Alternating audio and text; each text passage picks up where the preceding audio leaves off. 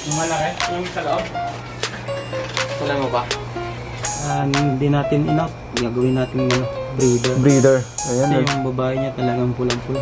Tsaka lalaki ng katawan, no, Otit, no? Nung mga lalaki mo.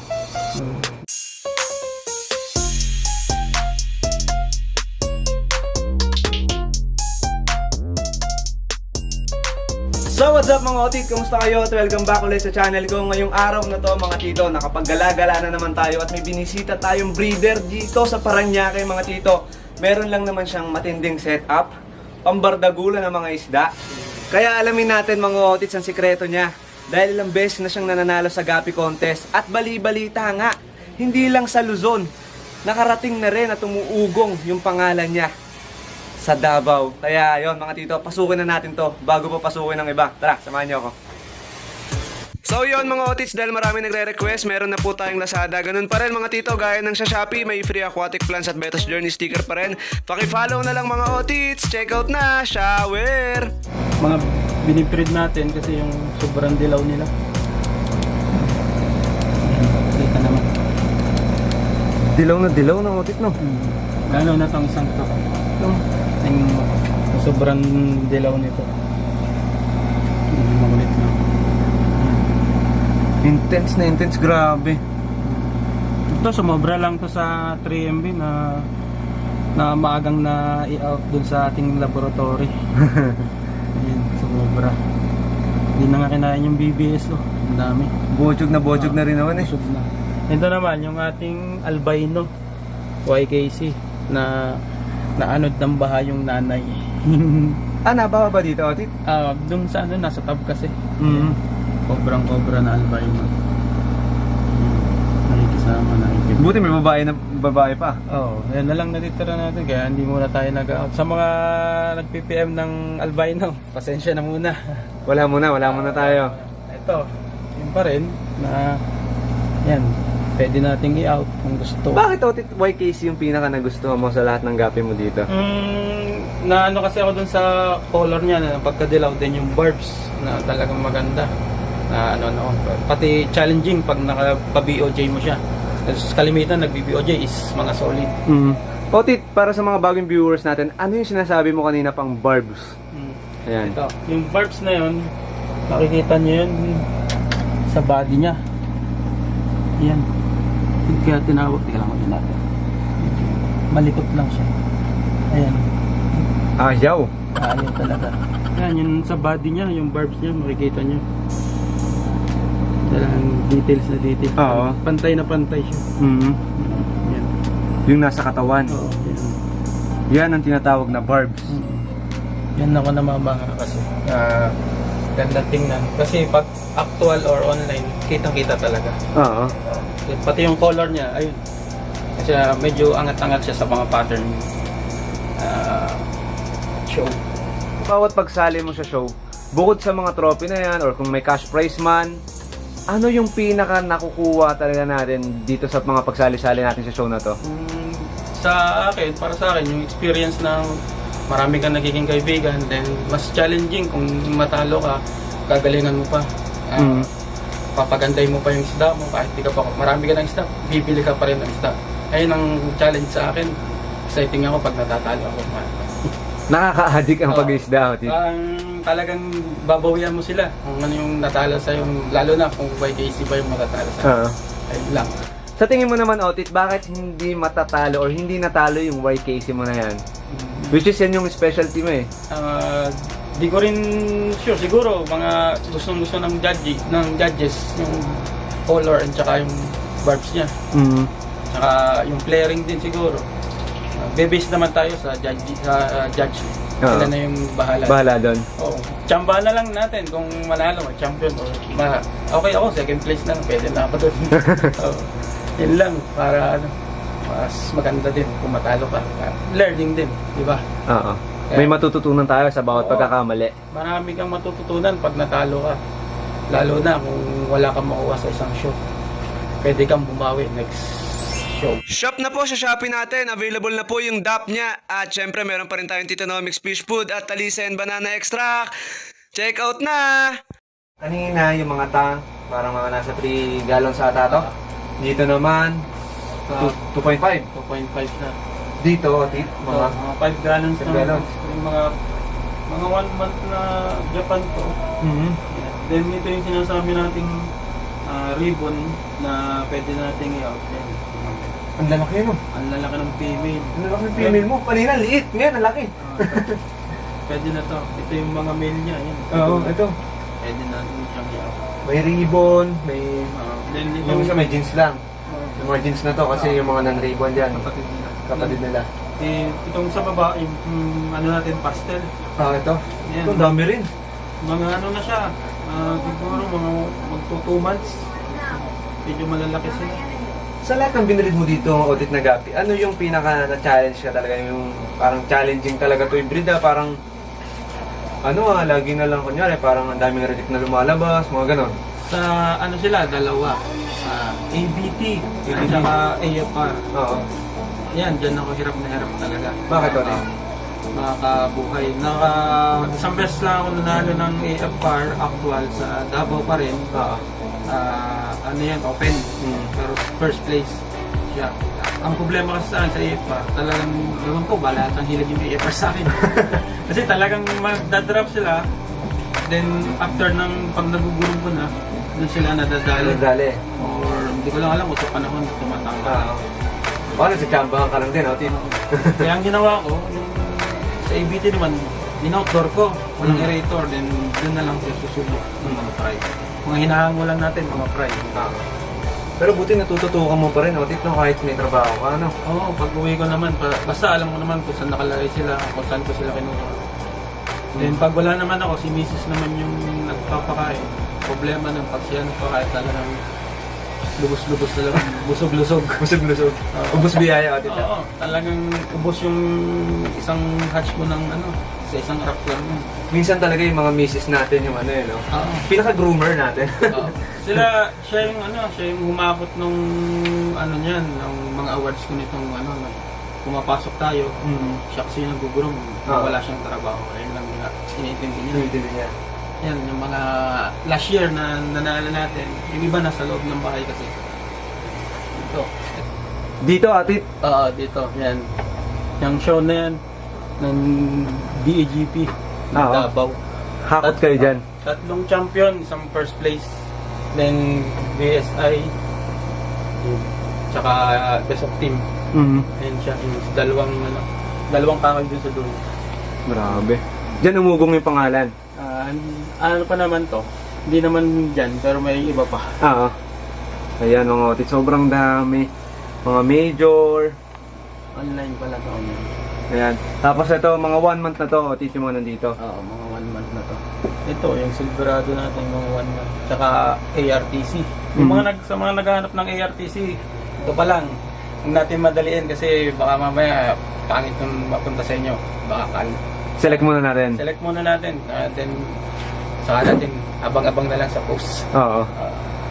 Tapos ito, yung mga nandito mga Otit. Mga fry na halos. Mga fry. Oo. Ito pa, mga Red Dragon. Oo, Red Dragon. Ito na yung nag-throwback siya. Paano nag-throwback, Otit? Nag-throwback siya as Delta. Delta. Nung Delta siya, nung 2018 na ginawa ko, pinahapbon ko siya. Then nagkaka-breed ko, nag-throwback siya. Throwback na. So, ayan mga Otits. Pero may mga half moon pa rin, no? Sa may dulo. Oo, meron pa rin. Naglalabas pa rin. Pero ikikip ko ulit kasi sayang yung lane na to. Maganda talaga to. Mapula. Pero nakita nyo naman yung logo. Siya yun eh. Yan. Pero kala mo red lace siya. Pero yan. Ganun, Delta din no? Delta din. Delta yan. Ayan yun. Medyo malabo lang yung video nun. Picture. Delta siya. Delta. Na pinaka-half moon. Ginawa kong half moon, then nung binibirad ko na sa half moon, nag-throwback siya ulit sa Delta. Pero may lumalabas pa naman na half moon pa rin. Half moon. Ayan mga Otits yun. Ayan, Delta. Meron ako nakita sa may dulo ko. Yun. Sige, yun. Ayan. Ito, Delta na. Nag-Delta na siya. Juvenile na bottom sword. Bena bottom sword. Ito, may mga pang-out ka na rin yan, Otit. Ito, pwede ko na itong i-out. Pang-out na rin yan. Hindi ka naman nilalaro ng AOT. Pero goods na yan. Pwede na yung pang-breeding. Pang-breeding na Otit. Ito sa team ko, Gapi Project Philippines. Then sa Team Luzon, laro tayo sa Davao, November 5 sa DAGB. Actual yan, actual. Actual yun. Yun. Kung may maglalaro, may panlaro tayo dito. Kapnya Fish Food, high in protein, syempre available yan sa Lazada at sa Shopee natin. Check out na mga tito. Actually, kaya tayo pumunta dito, gustong malaman nila kung paano nag-groom si PJ Pigapi, Otit. Paano nga ba, Otit? Dito lang, pag 1 month yung isda ko, dito lang tayo sa beta tank. Bakit dati, Otit, nagbebeta ka na, gano'n? Sinubukan ko lang nung beta, then parang walang hilig sa akin yung beta eh. Pero nakapaparami naman. Nakapagparami naman. Pero sa show ng beta, mukhang walang hilig sa akin. Kaya bumalik ako kagabi. Kagabi. So, lahat sila nandito pag 1 month na.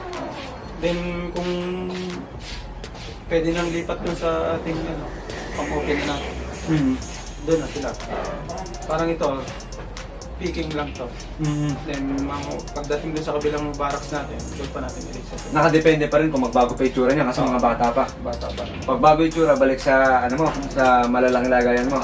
Pero dito naman sila, nakakapasok lagi sila eh. Ito lagi talaga yung ginagamit ko sa mga 3MB, lalo na pag online. Ibig sabihin, pag nandito na, Otit, hindi na pumapali sa show yan. Bihira na. Bihira na. Huwag lang mapupunit yung kaya napapalitan sila. Ito ang magiging tanong ng mga viewers natin dyan. Maliit lang, Otit, yung pinaglalagyan. Ang gapi natin, minsan, may kasalanan. May mga gapi na mabubuhay, merong gapi na merong maselan. Paano ka nagpapakain dyan? Ilang beses ka nagpapakain dyan? Pag ganito lang kaliit kasi, ang feeds natin, isang beses lang. Kung nandito naman ako, tinatatlong beses ko, pero konti-konti lang. Anong kasama nila dyan, Otit? May snail? Snail lang, isa lang. Then, yung grade water kasi, yung nagdadala eh. Kulang pa siya, dapat gagawin natin ng plants na pwede yun. Pero goods, ganitong langin naman nila, it's goods naman siya. Pero sa iba kasi nilalagyan nila ng air pump, Otit, para ma-flex ma-flex yung mga fins ng mga gapi natin. Pero ito, wala, no?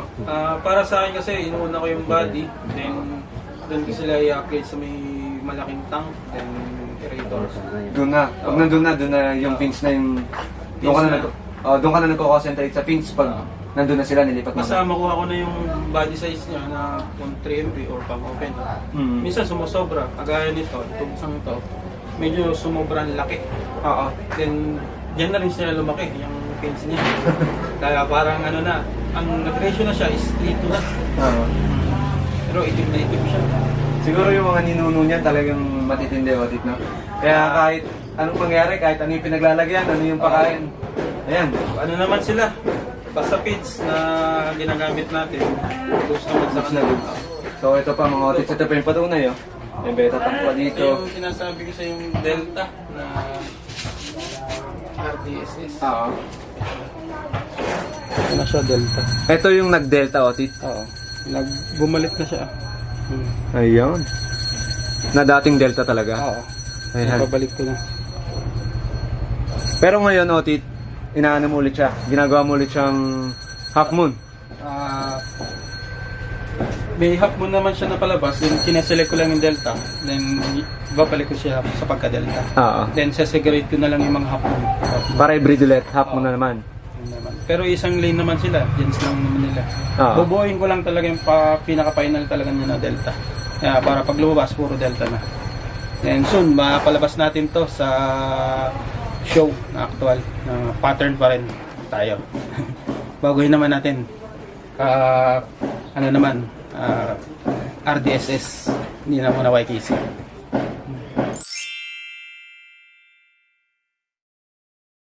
Binalikan namin to mga Otits dahil ito may setup pa dito si Otit dito rin sa kaninang pinuntahan natin. At nandito yung mga female mo Otit na mga singga. Mga selected na yan. Grabe naman Otit, no? Select kung select Otit, no? Medyo napakadami nga lang. Tsaka ang ganda ng mga female mo Otit. Grabe. Tanggal. Oo. Kaya medyo na ayaw ko din mag-out. Oo. Iba talaga pag hobby Otit, eh, no? May gusto lang talaga, trip nilang bilhin, pinukulit nila. Ayan mga Otit, so yan, sipatin nyo ng maihigi yung mga babaeng yan. Kayo nang bahala dyan. Eto Otit, eto. Ito yung mga silverado natin na Hindi natin enough. Gagawin natin ano, breeder. Breeder. Ayan. Kasi yung babae niya talagang pulang-pula. Tsaka ang lalaki ng katawan, no, Otit, no? Nung mga lalaki mo. Medyo talagang tinamaan nung ano, isang linggo tayong wala. Mm. Ayan, itong isang maganda. Meron din si Otit dito sa loob ng mga isda. Dito natin nilalagay yung mga nasirang nanalo na. Yung gagaya ito. Ito, singa yan, pero tumupas na yung kulay niya. Ang laki ng Otit, no? Halos isang daliri siya, ganyan siya kalaki mga Otit. Pero, ang laki niya talaga. Ito yung molly. At halos kasi laki na siya ng molly. Oh, ito mga Otit, oh. Tignan nyo, pagkakaiba. Molly siya. And singa yung siya. Parang giant line ng no, Gapi, Otit. Then meron tayong tinatago ditong pang 3MB na YKC. Yun. Ayan, ito? Delta. Diyan na siya nakagroom, Otit. So, ito mga Otits, pang 3MB. Ayan. Ito siya, oh. Delta na siya. Pero kulang pa sa caudal. Pumalikot lang.